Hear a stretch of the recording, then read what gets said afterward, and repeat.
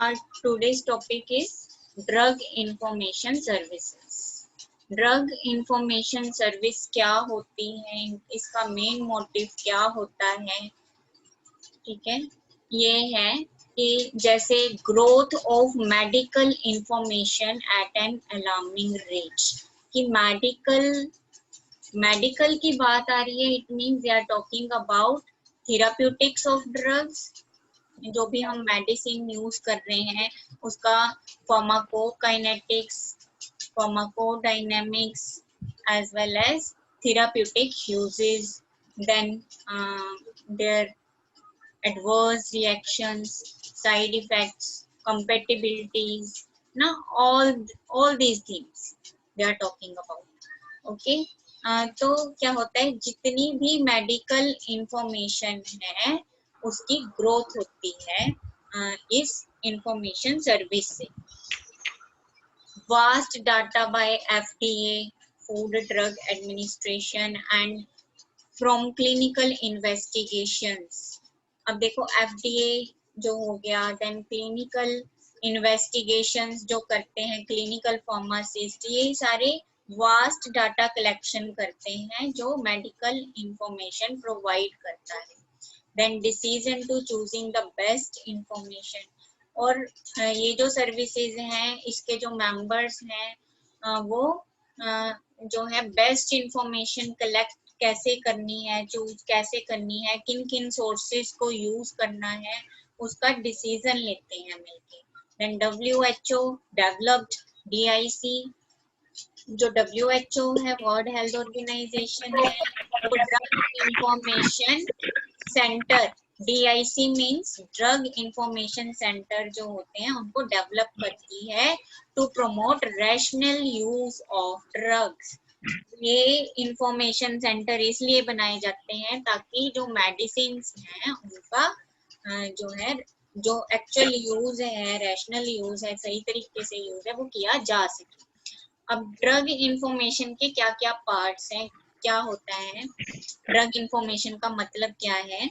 The provision of written and और verbal information about drugs, या तो रिटन फॉर्म में या फिर वर्बल फॉर्म में जो है इंफॉर्मेशन होती है ड्रग्स की, एंड ड्रग थेरापी की, ड्रग ट्रीटमेंट की, ड्रग के बारे में मतलब उसका ड्रग की जितनी भी जो है information, pharmacology of drug as well as side effects of drugs, सब कुछ इसमें आ जाते हैं, adverse effects. Then drug therapy, इसमें ट्रीटमेंट से रिलेटेड आ गया। In response to a request from other healthcare providing organization, committees, patients and public community। ये इंफॉर्मेशन क्यों तैयार की जाती है? क्योंकि ये रिक्वायरमेंट होती है किसकी? जो other health care providing organisations होती हैं, जैसे क्लिनिक्स हो गए, हॉस्पिटल्स हो गए, उनको हेल्थ केयर के लिए जो भी नेसेसरी इंफॉर्मेशन चाहिए वो इंफॉर्मेशन ये DIC जो होते हैं, ड्रग इंफॉर्मेशन सेंटर्स, वो प्रोवाइड करते हैं। उनके लिए ये हेल्थ केयर प्रोवाइडिंग ऑर्गेनाइजेशंस के लिए, देन कई कमिटीज होती हैं हेल्थ केयर, देन पेशेंट्स हो गए, देन पब्लिक कम्युनिटी हो गई, इन सब के लिए ये ड्रग इंफॉर्मेशन तैयार की जाती है। ओके, अब ड्रग इंफॉर्मेशन सेंटर्स क्या होते हैं? Provides in depth unbiased source of crucial drug information to meet needs of the practicing physicians, pharmacists and other health care professionals। ठीक है, ये अभी हम डिस्कस कर चुके हैं कि ये डीप में इनका काम ही यही होता है, DIC सेंटर्स का काम ही यही होता है कि इन्होंने कंप्लीट जो मेडिकल नॉलेज है उसको, डाटा को इकट्ठा करना है, डाटा मेकिंग का काम है। जैसे मेडिकल ट्रांसक्रिप्शनिस्ट होते हैं, है ना, मेडिकल एनालिटिकल जो जॉब होती हैं, मेडिकल कंटेंट राइटर्स होते हैं, है ना, ये कुछ जॉब्स हैं फार्मेसी से ही रिलेटेड, कुछ ये जॉब जॉब्स हैं, ड्यूटीज हैं, सर्विसेज हैं जो मिलके ड्रग इंफॉर्मेशन कलेक्ट करने का काम करती है, ताकि जो हमारे प्रैक्टिसिंग फिजिशियंस है, फार्मासिस्ट हैं या हेल्थ केयर प्रोफेशनल्स हैं, इनको जो है डीप में मेडिकल नॉलेज मिल सके, इंफॉर्मेशन मिल सके। इनका mission to increase the community knowledge and awareness about drug and drug usage. ठीक है, कौन कौन सी न्यू ड्रग्स आ गई हैं उनको, उनकी अवेयरनेस नॉलेज देते हैं, देन उनकी यूसेज कैसे करनी है उससे अवेयर करवाते हैं ये सेंटर्स। हिस्ट्री में देखो, फर्स्ट जो DIC सेंटर था वो 1960 में यूनिवर्सिटी ऑफ केंटुकी, देखो केंटुकी में ये यूनिवर्सिटी ऑफ केंटुकी यहाँ पे बना। In US 80% of the hospitals have DIC। Then Indian scenario अगर हम देखें तो WHO India country office plus KSPC जो कर्नाटका स्टेट फार्मेसी काउंसिल है, there are 5 DIC in India. Haryana में Sirsa, then Chhattisgarh Raipur, Rajasthan Jaipur, Assam in Dibrugarh, then Goa in Panaji. तो ये जो जगह है यहाँ पे DICs हैं। निखिल, DIC क्या है? What is DIC? DIC is, yes कौन बताएगा? हाँ जी, DIC क्या है? Drug information centre. Then ideal DIC services, जो कौन कौन सी हो सकते हैं सर्विसेज जो बड़े अच्छे से काम कर रही हैं, ये geared to the needs of its users, जो भी यूजर हैं, इंफॉर्मेशन जिनको रिक्वायर्ड है, उनकी जो जो नेसेसिटीज हैं उनको ये पूरा करते हैं, उनको जो जो इंफॉर्मेशन चाहिए वो प्रोवाइड करवाते हैं। Then information dependable, timely and standard, जो इंफॉर्मेशन है प्रोवाइड करवाते हैं वो डिपेंडेबल होती है, मतलब उसकी एक्चुअल में ज़रूरत होती है उनको, वैसी इंफॉर्मेशन कलेक्ट की जाती है। देन पेशेंट को, जैसे ही पेशेंट को या फिजिशियन को या फार्मासिस्ट को या कोई भी हेल्थ केयर वर्कर को जो ज़रूरी इंफॉर्मेशन चाहिए होती है ना, तो इसीलिए ये डिपेंडेबल वर्ड यूज किया है, वही ये प्रोवाइड करवाते हैं इंफॉर्मेशन DIC सेंटर्स, और टाइमली प्रोवाइड करवाते हैं और स्टैंडर्ड इंफॉर्मेशन प्रोवाइड करवाते हैं। ठीक है, then expertise should be readily accessible and SOPs for categorizing enquiries and maintaining search pattern।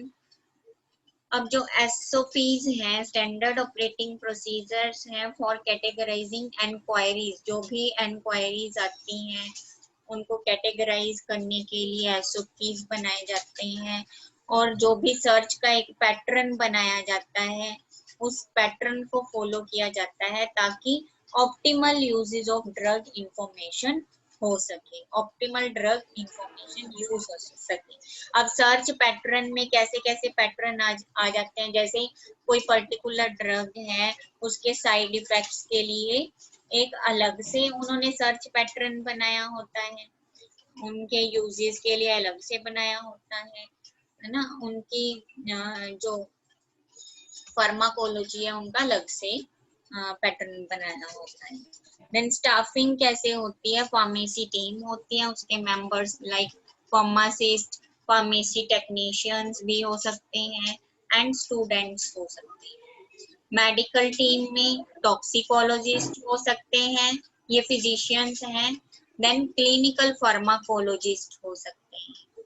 Then spotting team में कौन कौन से आ जाते हैं members, people trained in library science with computer knowledge. Library science मतलब जो डाटा मॉनिटरिंग का काम करते हैं, मेडिकल डाटा जो है कलेक्शन का काम करते हैं, वही इसमें आते हैं। वो हो सकते हैं, उनकी क्वालिफिकेशन हो सकती है बीएससी मेडिकल, है ना, साइंस फील्ड से हो सकते हैं। देन ऑब्जेक्टिव्स ऑफ डीआईसी, क्या क्या मेन ऑब्जेक्टिव है? Number 1 is promote evidence based practice, उनके पास प्रूफ बेस्ड जो है प्रैक्टिस होती है मेन, जैसे बेस्ट रिसर्च एविडेंस होता है, क्लिनिकल एक्सपर्टीज होते हैं, पेशेंट वैल्यू एंड परफॉर्मेंस, मतलब जो भी इंफॉर्मेशन बनाते हैं विद प्रूफ बनाते हैं, एक स्टैंडर्ड इंफॉर्मेशन वो होती है। Second, meet the patients need while providing pharmaceutical care, जब भी वो कोई फार्मास्यूटिकल केयर प्रोवाइड करवानी होती है पेशेंट की, जो एक्चुअल नीड्स होते हैं उनकी भी इनको इंफॉर्मेशन होती है, क्योंकि ये पेशेंट के साथ भी काउंसलिंग करते हैं। ये जो इंफॉर्मेशन सेंटर्स होते हैं ये डायरेक्टली पेशेंट के साथ भी कन्वर्सेशन कर सकते हैं, पेशेंट के पास इनके कॉन्टेक्ट नंबर होते हैं। Then third, improve the patient adherence, जो भी पेशेंट कंप्लायंसेस आते हैं, एडहेरेंसेस आते हैं। एडहेरेंसेस क्या होते हैं? मतलब पेशेंट कितना एक्यूरेटली डोज ले रहा है, जो भी पेशेंट को मेडिसिन प्रिस्क्राइब की हुई है, अगर डॉक्टर ने बोला है दिन में 2 टाइम लेनी है, सुबह शाम, तो सुबह शाम जो वो मेडिसिन ले रहा है, क्या वो 12 घंटे के गैप के बाद ही ले रहा है ना? कहीं ऐसे तो नहीं है कि बीच जो गैप है कम या फिर बड़ा ज्यादा है। जैसे कम मतलब 11 घंटे का है तब भी चलो ठीक है, अगर वो 10 घंटे का हो जाए गैप, है ना, या 9 घंटे बाद ही वो दोबारा ले ले, उसके बाद जो सुबह वाली नेक्स्ट जो डोज होगी, थर्ड डोज होगी, उसमें काफी लंबा गैप चला जाए, तो मतलब वो जो हमारे पास आती है ना एब्जॉर्प्शन कर्व आती है, वो आप आगे बड़ी क्लासेस में पढ़ोगे, वो अटेन नहीं हो पाती, बायो अवेलेबिलिटी अटेन नहीं हो पाती। मतलब सिस्टेमिक सर्कुलेशन में जितनी ड्रग चाहिए जो कि अपना थेराप्यूटिक एक्शन दे सके, थेराप्यूटिक एक्शन मतलब जो अपना मेडिसिनल यूज दे सके, उतनी अमाउंट जो है वो ब्लड तक नहीं पहुंच पाती। ठीक है, तो मतलब पेशेंट को डोज एक्यूरेटली लेनी है, उस हैबिट को, उस पेशेंट एडहेरेंस को भी ये इम्प्रूव करते हैं centres by providing sufficient knowledge about the drug usage. Okay, then fourth is to provide accurate and unbiased information. Unbiased information मतलब जो कि बिल्कुल करेक्ट इंफॉर्मेशन है, बिल्कुल सही इंफॉर्मेशन है, मतलब वो एविडेंस बेस्ड है, वो इंफॉर्मेशन प्रोवाइड करते हैं, बिल्कुल accurate and evidence based information जो है वो प्रोवाइड करते हैं। हर एक तर्क वितर्क को साथ में रखते हुए उन्होंने डाटा इकट्ठा किया होता है, उसके नेगेटिव एंड पॉजिटिव एस्पेक्ट दोनों को देख के उन्होंने ड्रग इंफॉर्मेशन वो डिजाइन की होती है। Fifth is to provide an organised database, और एक ऑर्गेनाइज्ड फॉर्म में जो डाटाबेस है वो प्रोवाइड करवाते हैं। Database is also information. Available information in DICs, what type of informations are available in these centers, है ना, ड्रग इंफॉर्मेशन सेंटर्स में किस तरह की इंफॉर्मेशन अवेलेबल होगी? General information related to medicines, then pharmacologist, then toxicity, formulation, pharmacokinetics of the drug, then adverse effects. मान लो कि कोई पेशेंट के किसी पेशेंट को कोई ऐसी डिजीज लग जाती है जिसका हमें आसपास अपने दायरे में पता नहीं होता कि कहाँ पर हम ट्रीटमेंट करवाएं, तो जो ये DIC सेंटर्स होते हैं यहाँ के कॉन्टेक्ट नंबर्स इजीली अवेलेबल हैं जैसे नेटवर्क पे, मोबाइल नेटवर्क पे, या मतलब हॉस्पिटल से ही ये सेंटर्स के कॉन्टेक्ट्स मिल जाते हैं, तो यहाँ से वैलिड इंफॉर्मेशन जो है वो मिल जाती है, वो पूरी गाइडलाइंस दे देते हैं। Then sources of information. What are the various sources of information for these DIC? Drug information centres जो हैं, इनको कहाँ से इंफॉर्मेशन मिलती है? सो classification of scientific literature. Some scientific literature is here to provide essential knowledge na, to DICs. Primary sources, secondary sources and tertiary sources are there. What are primary sources? इसमें original information होती हैं, scientific journals होते हैं, thesis होती हैं, proceedings of conferences होती हैं, मतलब ये सोर्सेज हैं इंफॉर्मेशन के जहां से हमें किसी ड्रग के बारे में नॉलेज मिलती है। अब देखो प्रोसीडिंग कॉन्फ्रेंसेस, कॉन्फ्रेंस अटेंड की थी ना अभिषेक?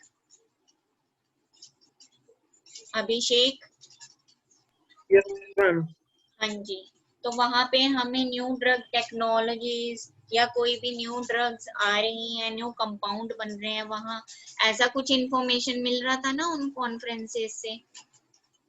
Yes ma'am. तो मतलब जो ये कॉन्फ्रेंसेस होती हैं, प्रोसीडिंग कॉन्फ्रेंसेस होती हैं, इनमें जो खुद जो प्रोड्यूसर्स होते हैं वो आके अपने प्रोडक्ट के बारे में इंफॉर्मेशन देते हैं, है ना, वो भी एक सोर्स है ड्रग इंफॉर्मेशन का। थीसिस मतलब कि जब कोई ड्रग बनाई, कोई नया कंपाउंड बना, मान लो पीएचडी स्टूडेंट्स हैं जो पीएचडी कर रही हैं, तो वो एक कंपाउंड डिलीवरेबल मटेरियल बनाते हैं, तो उसने वो मटेरियल जो बनाया उसमें क्या क्या प्रोसेसेस यूज की, उनकी सारी इंफॉर्मेशन, उनकी मेथड टेक्नोलॉजी जो जो उन्होंने यूज की, मेथड डेवलपमेंट प्रोसीजर्स, वो सारे हमें उस थीसिस से मिल जाते हैं। तो thesis are also source of information. Thesis एक बुक होती है जो मास्टर फार्मेसी के स्टूडेंट बनाते हैं, है ना, thesis.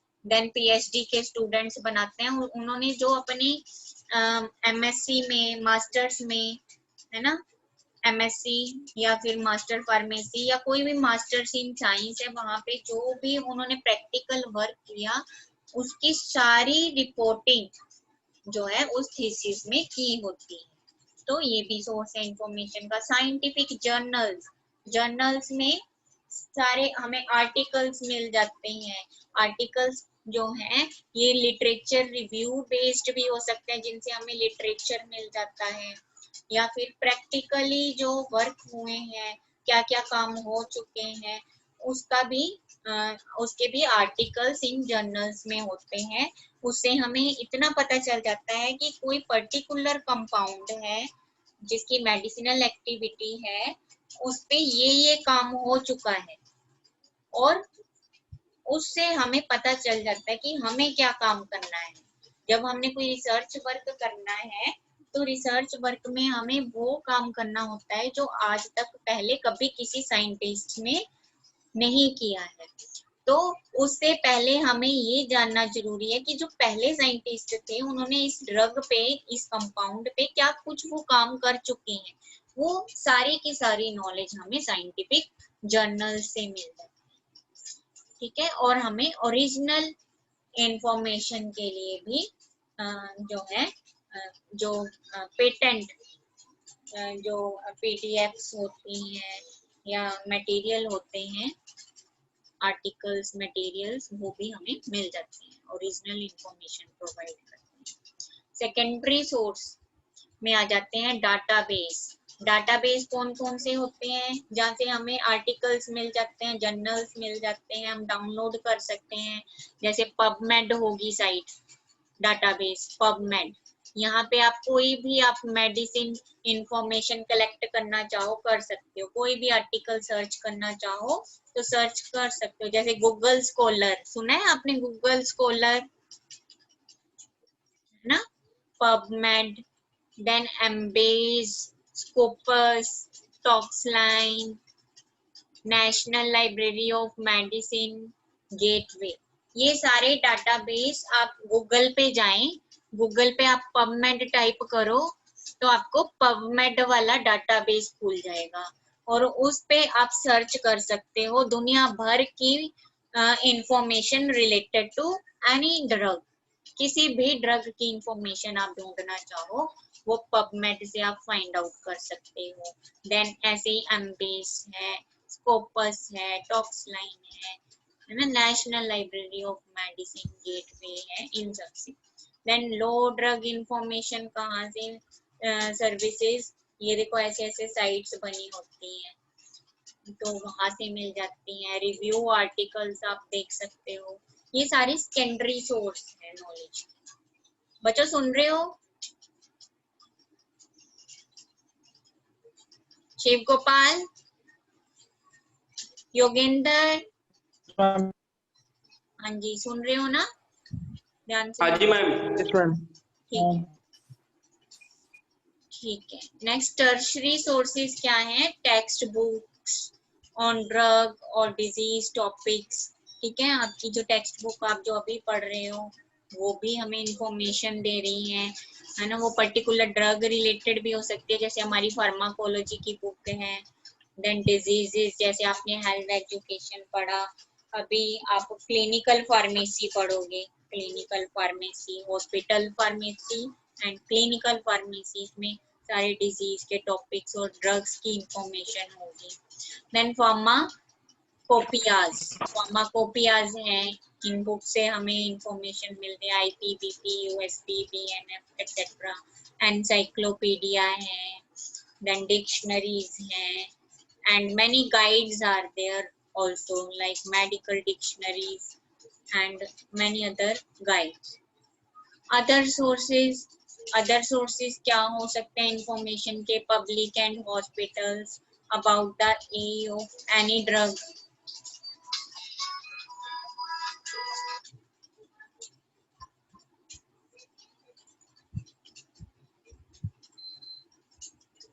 then sorry, public and hospitals about the ये जो adverse drug reactions of any drug, they are talking about local drug lists.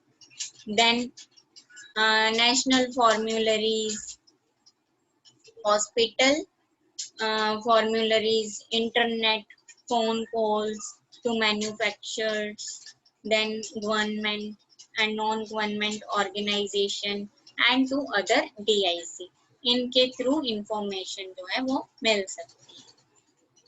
Patient ने मान लो इंफॉर्मेशन लेनी है तो वो या तो डायरेक्टली मैन्युफैक्चरर जो है कंपनी का जिसने वो दवाई बनाई है उसको कॉल कर सकते हैं, या कोई भी government non government organisation like hospitals हैं वहां से वो इंफॉर्मेशन ले सकते हैं फार्मेसी में बात करके, या फिर डायरेक्टली टू DIC है ना, ड्रग इंफॉर्मेशन सेंटर के साथ वो कॉल करके वो इंफॉर्मेशन ले सकते हैं। ठीक है, डेट से पढ़ा रही थोड़ा। Okay, next is services offered. What type of services they offer? Information about drugs,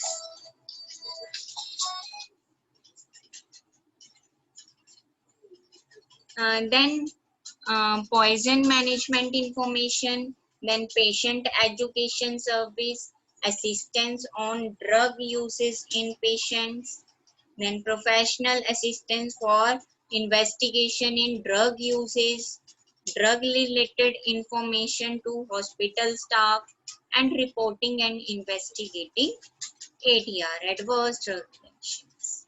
So मतलब ये सारी जो सर्विसेज हैं ये DIC प्रोवाइड कर रही हैं। ड्रग्स की इंफॉर्मेशन, पॉइजन मैनेजमेंट इंफॉर्मेशन की कैसे पॉइजनस जो है पॉइजन्स हैं उनको कैसे एंटी करना है, एंटीडोट्स उनके। देन पेशेंट एजुकेशन, पेशेंट को कैसे एजुकेशन देनी है, काउंसलिंग आ जाती है इसमें, फार्मासिस्ट पेशेंट काउंसलिंग, है ना, और ड्रग यूजेस कैसे करनी है उसमें पेशेंट को असिस्ट करना, देन प्रोफेशनल असिस्टेंस देना in for investigation in drug uses, है ना, जो ड्रग की यूजेस हैं उनमें जो इन्वेस्टिगेशंस करते हैं, जो बेड साइड फार्मेसी है ना उसमें इसका रोल आएगा।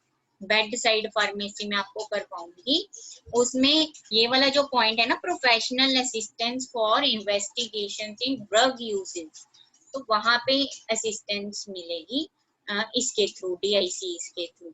Then drug related information to hospital staff and reporting and investigating ADR, ये सब रिपोर्ट्स जो हैं उनके पास अवेलेबल होती हैं, इन्वेस्टिगेशंस एडवर्स ड्रग रिएक्शन की, जिससे कि ये आगे फिजिशियन, फार्मासिस्ट और अदर हेल्थ मेंबर्स को इंफॉर्मेशन प्रोवाइड करते हैं for the safe use of the